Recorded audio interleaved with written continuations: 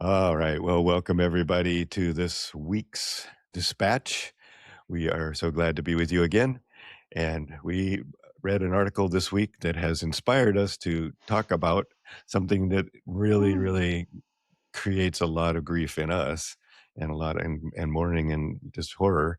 And that was about the way they treat sows, pigs that are breeding and and in some states they've outlawed this way of doing it, which is basically a cage, which is not even big enough for them to move. They Right, can it was hinged on the fact that when pregnant sows are in an open space, they fight each other yeah, that's what and they yeah bite and stuff. So then they decided that their decision was like, we have to cram them all in, but make them not be able to move at all. yeah And so these sows end up spending their lives in not being able to move and then chewing on the metal bars in their cage for yeah their entire yeah lives. and So they're yeah. distressed, and it's also because it's industrial and it making squeeze more in together. You have to have a big Hmm. lot of space. And so a few states have said that they're not going to let you do that. And you have to give this sow a certain number of square feet to live in, so they can actually get up and walk around and move. And of course, Big Ag fought back against that and said, "Oh hell no, that's too expensive. We don't want to have to do that." And so now it's gone to Congress, which is U.S. Congress, which is considering making a law that that other states can't make those kind of laws, basically, and to say Yeah. ag gets to do whatever they want. Um, and when we've all probably looked at the horror pictures of the chickens and the cows and the places that they get slaughtered and the slaughterhouses and stuff, and the horrors that go on with that. And there are videos, but now there's something called the ag gag law that's been around for a while now that said they don't have to show us that stuff. They don't have to put it Mhm. on video. If they can tell reporters and researchers that they can't come in and look at that stuff. So, but it exists, and we know it exists, and it really does hurt deeply to think what we're doing to these sentient creatures. So that's what we thought we would chat about today. That's right. And it is kind of and we should have started with a trigger warning for folks who are going to be like, I can't see this, I don't want to hear it. This is too much for me. Yeah. And you're welcome to step away for this week because it will be a really hard conversation. I'm hoping for some of you. And you know, it has been my entire life ever since I was in junior high. I think we've talked about animals and, how do we raise food in an industrial setting that is ethical and safe for all of us, Mhm. including animals that are reslaughtered for food. It was funny that I read the same article that morning and I thought about it quite a bit. And I considered that in my 20s, I was like, I really was against it. And I was against it. And this is my biblical piece. So in my 20s, I read the Bible cover to cover. And there is a verse in the Old Testament that, God made earth and God said, be good stewards of the world and take care of all the animals and trees and everything around you, right? And I really took that to heart because I thought, well, if it's about stewardship, is it right to um, collect animals and force them to breed and live in poo and small cages in order for me to have bacon and steaks? And in my 20s I was like, no, absolutely not, I don't believe in this system and I'm going to be a vegetarian. So here I am like 30 years later thinking, wait a minute, I kind of like wobbled for 30 years. And then we talked about this, like, oh, I buy my food straight from farmers, and we or bison. Like these days, it's like there's a bison farm near, and you can get bison, not cheap Mhm. and not a lot. And that's where like my goody two shoes was like, well, I'm doing a little bit better, but am I? I might be on my way to veganism these days after this article specifically. Yeah. Yeah. Yeah. I mean, it's so Woo. Yeah, ooey. all our audience can now take a breath. Yeah. Ah. Yeah, uh, it's as somebody who also like when possible has stopped eating beef in favor of bison. Um, and I've found that one of the easiest ways to um participate in a way that feels more ethical for me is to eat meat halal because they're very strict. Mm. Um, And have this slaughtered. yeah, yeah. The rules around it really like take a hard ethical bent Mhm. on that. Mhm. Mhm. Um, but this topic comes up often, more often in my life, maybe than I would think, and uh, it's out that I have had a lot of challenging conversations, especially with militant vegans Mhm. throughout my life, Mhm. um, Yeah. because nothing is simple in the Right. systems that we have created Yeah. in industrial systems, and industrial animal farming is horrifying, absolutely horrifying. But an industrial food production of any kind is horrifying. Yeah. The human, animal, and ecological cost Yeah. of industrial plant farming also Yeah. Yeah. horrible, horrible, Yeah. horrible, and Yeah. not without exploitation, death, oppression of Mhm. people and non-human people. Yeah. Yeah. And So true. so So true. Mhm. and the other part that I want to speak to on that is how often food especially gets plugged into or trapped in the personal choice realm, Mm. and the Right. choice to eat directly from farms and the choice to pay more for bison, and that is just not feasible for so many people. That's right. Yeah, it isn't. Did either one of you watch The Good Place? Yes. Yeah. YouTube? Yeah. Do you remember the whole commentary on the tomato, buying a tomato?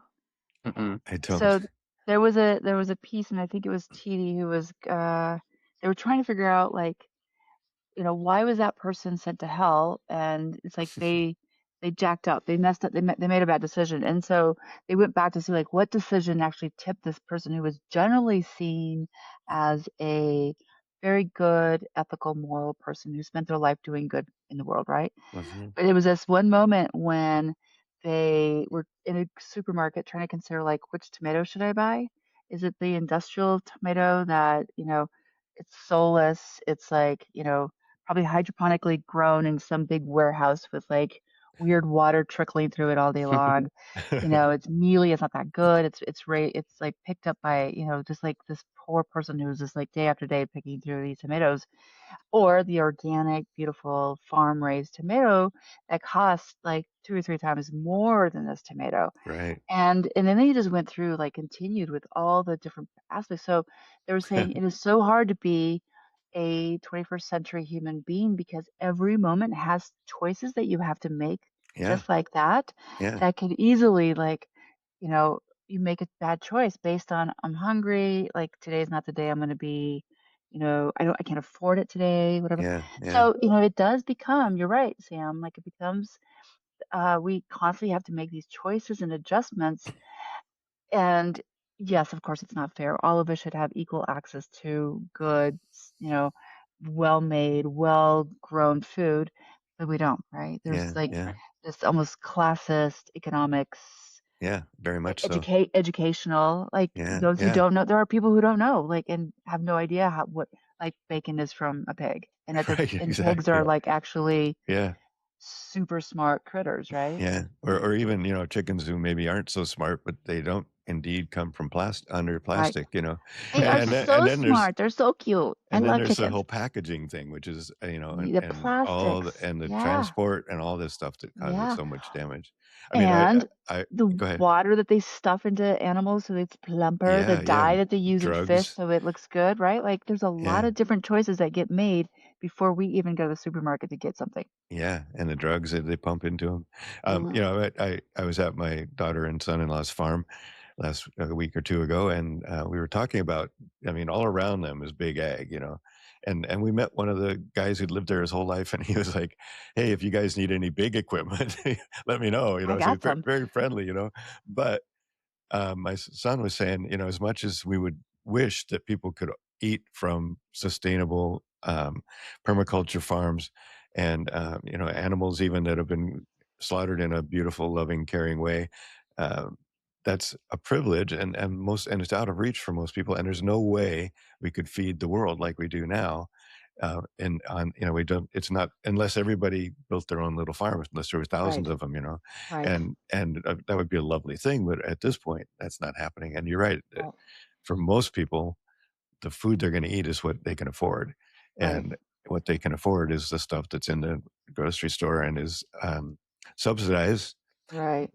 by the way we do it, Right. so it's And even causing some harm.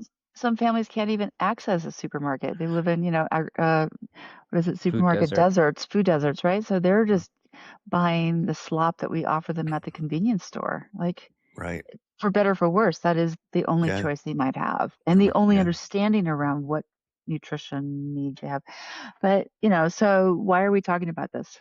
Why is this important?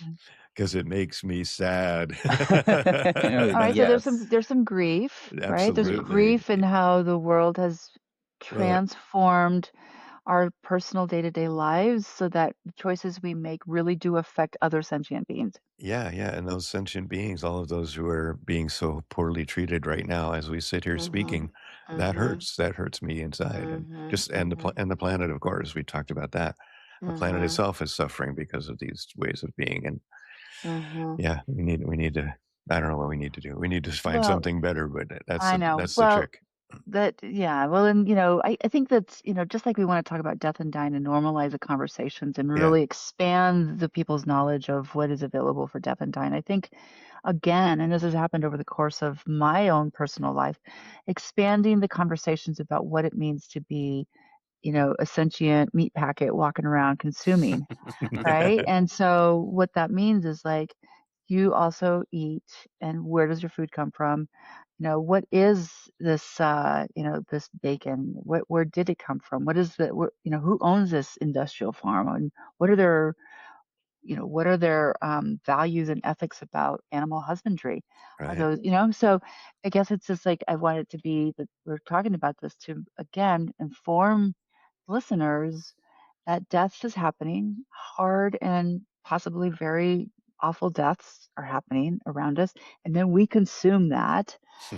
That is kind of uh, we consume that sadness. Like Mm. there was a book I was just listening to. I think I'm listening to Braiding Sweetgrass again because Mm, I read it like 10, 15 years ago, whenever it first came out. yeah. And my daughter just read it, and she had some things, and I was like, "Oh, I need to read it to remember." But I think they were talking about she might have been talking about industrial, slaughterhouses and how people have to, like, cover their ears because they hear the scream so often that it's too Yeah. much. Yeah. Mm. And, it is not easy to hear that. It is not easy to consume this knowledge, but it also makes me feel like the more we know and can be grateful for the food that we do have, not eat as much sometimes because it's like this is, I guess it's like our water issues are also from um, feedlots, Mhm. making meat. And, creating meat for us is like giving cows a ton of water, and then Mm. they pee and poop all day, and all that their fecal matter just kind of sips into the God, yeah. aquifers. Yeah. And so, like, we're like doubly damaging our Yeah. land and Yeah. ourselves. What is it like if we could stop eating meat, like maybe the greenhouse gases could actually like be reduced by a bit, by like a noticeable fraction too. Yeah. So Yeah. S death all that's around us. Death. It's all around, and there's no getting away from it. Yeah, yeah, Like you have to kill to life, eat. whatever it is, and that comes up often too. Is like how do we delineate consciousness and sentience? Mm, Mhm. right, right. Science is catching up to Mm. plants feel pain. We just can't Right. hear them, and Yeah. they don't Right. have eyes. Right. And some people talk about, I only eat things that don't have eyes, and everybody makes these like delineations on what's okay to eat. For a long time, like I won't eat Oct- cephalopods, octopus. octopus, because they're My God, I so can't smart. They're so close. either. Oh But at a God, I certain know. point, at a certain point, it's like, and how is that really that different? Why am I making that judgment Mhm. on what level of consciousness is okay to eat and what isn't? Right, Yeah, right. yeah, I kind of exactly. think that everything is conscious, and that's why, giving thanks for our food is so important, right? No Yeah, matter what it No is, matter what. just absolutely. to love and respect what you're eating and the sacrifice that's made to keep you going. Yeah, That's right. and all the Yeah. sacrifices that were made to get it to you in your house and in your mouth, right? Yeah. Yep. Okay. Little story. Because, Okay. wait, I hope you know this about me, but I eat almost everything. I'm like an offal girl. I have been known to eat like the weird things that you find in markets in other countries. Yeah. So, years ago, when I was a master gardener, my church was called in and said, "Listen, there is a horrible snail problem over at the governor's house. Could some of those master gardeners go some morning and just help pick them off a lettuce? Because at that Mhm. point, they were having like a garden for like the unsheltered families in Denver. Okay, so me and my two kids, we like show up one morning with our buckets and we start collecting them. And I actually don't know what they did with them, but at one point I was like, they're big. They're like escargot size. Yeah. And I was like, you can eat snail. And all these old ladies were like, "Ooh, oh, whatever." And so I ended up just being like, "I kind of feel like I want to try this." And so I Yeah. gathered like 2 dozen snail. I came home and I researched it. It is indeed like uh, one size smaller than the ones that you pay big bucks for in France. And I pulled out an old fish tank and I had them. Of course, I like learn, and my homeschooling kids had to like figure out how to take care of snails and little water, little lettuce. And then my chef friend was like, "Give them cornmeal and we'll eat them." And I'm like, "Okay, baby." And we did. We kept them for like, I don't know, a couple weeks, and they were so happy, like eating cornmeal, and they were so cute. They like escaped out of my little glass thing. And, he did fail to tell me that we could have given him a bunch of wine at the very end to just like be extra Oh. yummy, but they could also go on a happier note. But, I ended up having some friends over to have escargot and pasta, and my chef friend created this amazing meal. And, I'm not above eating all kinds of crazy stuff. And I think that that is also an issue we have in this country, is that we've Absolutely. created this very narrow notion of what we should eat, right? Yeah, Like, yeah, this is all we can eat. It's like, the stuff that you find in grocery stores. And, the world over, eats all kinds of critters and all kinds. I mean, grasshoppers, yum, have eaten them. Ants, yeah. yum, like I have eaten my share of bugs in this lifetime. And I hope you hear this somewhere out there and you're like, maybe that's what I'll do too. Yeah, yeah, it's worth checking into. Yeah, maybe we could encourage some of our farmer friends to start bringing, raising other things. I mean, worms are actually really good for food, actually. You can make a really big worm bin, and I had a friend who made, worm burgers, which were yummy. Yeah. And Well, actually, Survivor New Zealand, because I watch, well, not Survivor, it's like Alone New Zealand, or Tasmania. There was a woman, because do you know about those alone shows? They like put you on Mhm. some random place and you have to like use your wits to stay alive for a million Yeah, yeah. bucks. There was this one lady, and she would have been my pal because she was kooky, immediately took off her shoes and walked around barefoot. And, all these guys are like, I need to go and kill like, a wombat and fish and everything. My girl, she was digging up worms and making little worm patties as well. And she won because she was able to sustain herself like very well for a long time without having to like find the big kill, right? So Yeah, please yeah. eat worms. Yeah. Well, and we were talking about how it would be hard in our world right now to actually be sustained and to sustain the world. But part of that is, yeah, you're right. We have such a narrow definition of what we could actually eat. What's And edible? if we open that up, maybe we could sustain the world Yeah. in a permaculture way. Yeah. Well, I have a friend who just recently said, "Hey, if the zombie apocalypse hits, I need to make sure that I get you into my space or I come to you." He's like, "Because you actually know plants and how to like, because when I'm hiking, I'm always like chewing on things like, oh, look at that, yummy, and eat this, eat that." And he's like, "Yeah, like you will survive. You know what to eat." Yeah. It's always surprising the like the percentage of like wild native plants that are edible, Yeah. and we Yeah. just don't Or medicinal. even Yeah. Or or medicinal, medicinal. don't Yeah. even think about it. Yeah. Right. Yeah. It's pretty much everything out there has a reason for being there. That's And right. somebody And pointed out the other day, and this is true here in the Northwest, that quite often a plant that will poison you is growing right next to the plant that will save you if you right. get poisoned, you know. The And we antidote. have, yeah, we have nettles out here, and right next to nettles are ferns. And if you get stung by nettles and you pick a fern, the kind, I think it's a sword fern, Sword fern. yeah, and you rub the nettles with it, it Yeah. takes away the pain. And it's Huh. like, well, or our Fascinating. slugs. The other one that I love that somebody told me once is slugs. You take the slug goo and rub it on Oh, nettles. It takes pain away. It's like, yeah, well, that's why slugs hang out. that is so cool. I did And not they're know about the edible, right? slugs. Yeah. Well, and I keep nettles because when I have a lot of like pain in my back or like for a while that my knees really hurt, I Yeah. go outside and grab nettles and like just like brush them on me. Mm. And what happens is blood immediately flows to that. So you get a lot more blood flow and warmth, Oh, wow. and it's actually beneficial. So, Therapeutic. rheumatoid arthritis is like one of the things that nettles is actually good for. Oh, wow. Who knew? I love my nettles. I know everybody who comes to my house is like, "Oh my God, your nettles." I'm like, "Yeah, but it's for teas. It's for, medicine." Yeah. At our So, retreat last week, you ran into a whole big field of nettles, didn't you, Sam? Oh yeah. Well, they blocked the trail at a certain point. Yeah. I went exploring, and then there was a nettle forest. And I went, okay, that's as far as I'm going. It's the nettles yeah. have reclaimed this area for Yeah. themselves. Yeah. Wow. Yeah. And, Yeah, we probably could have sent a group out there to harvest them and make a big soup or something, you know? sure. Teas or soups or yeah. Yeah, yeah. I have done that Actually, too. actually, you can't have nettles after a certain point because then they have a little bit of a toxin. You can't eat them. Mhm. But if you harvest them early on and you And they're dry them, young. it's really great for teas and it's really great. Like they can be steamed like spinach. Yeah. Yeah, I've done Ah, that. Yeah. good to know about They're those really yummy. things. Yeah. Yeah. Herbalism. There we go. Yeah. A good example.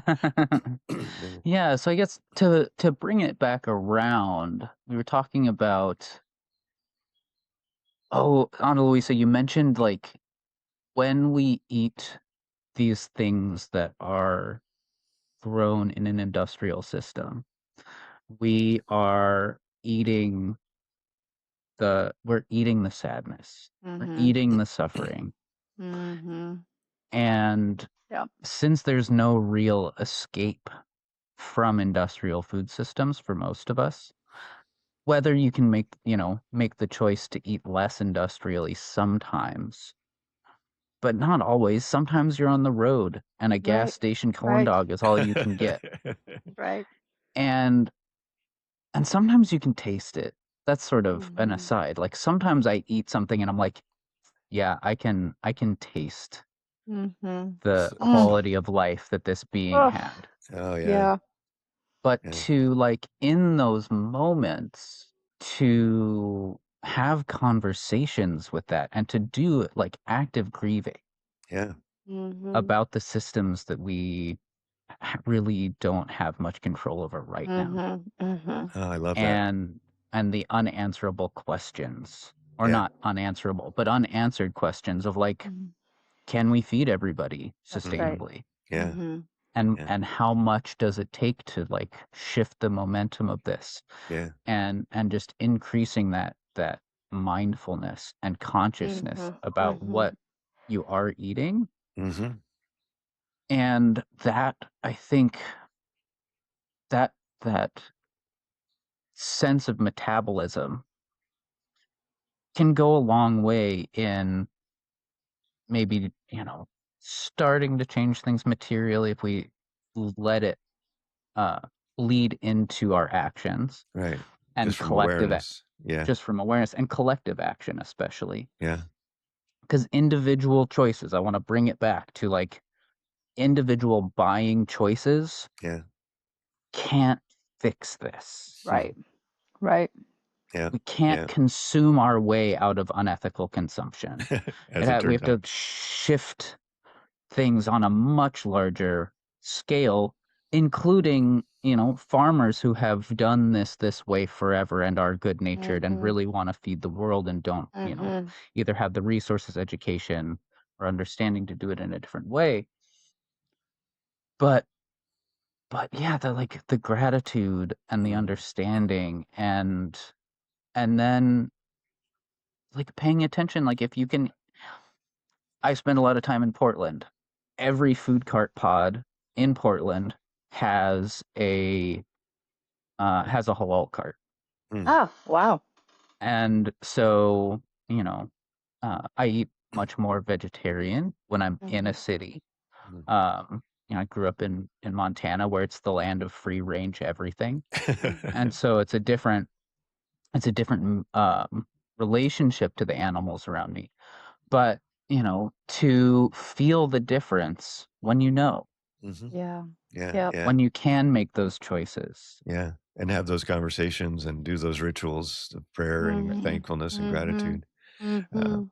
and I Yeah. think another way of being aware of that is like what Annalise was speaking to earlier is paying attention to the other foods that are available.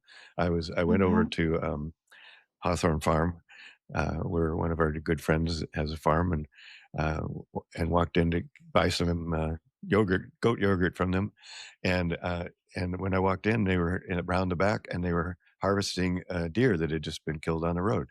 Mhm. And I was like, they just people around them know that you Right. don't just let a roadkill rot Yep. on the roadside. You call Yep. you call Yep. Daniel, and Alexia, and they'll take care of it, and they'll That's feed great. people with it. So Mhm. I think that's again, and they also are very ethical about the way the animals are killed on their farm, Mhm. and they don't leave any piece of it left. Anything Mhm. if there is any little bit left that they can't use in some way, they put it out in the forest for the forest Mhm. animals. And so Mhm. it's Oh, that that's kind of great. consciousness, Mhm. and on our parts as the audience, as consumers, to be aware of that kind of consciousness and find the people who are doing that. um, doesn't have to be more expensive. Sometimes they're Mhm. glad to share their stuff and even Mhm. give it away. So anyway, that's again something we can encourage people to be aware of and think about. So thank you guys. Yeah, Thank you. good Yeah. conversation. Yeah, As always. as always. Yeah. So I guess that's it for us for today. Thank you all for joining us. Do all that good stuff, the liking, the subscribing. Come hang out with us on Substack, where we've got chats at brewing. And stay tuned for the next one. That's right. Stay See you tuned. soon. Adios. Adios. Grief and loss, conversations about the end of life.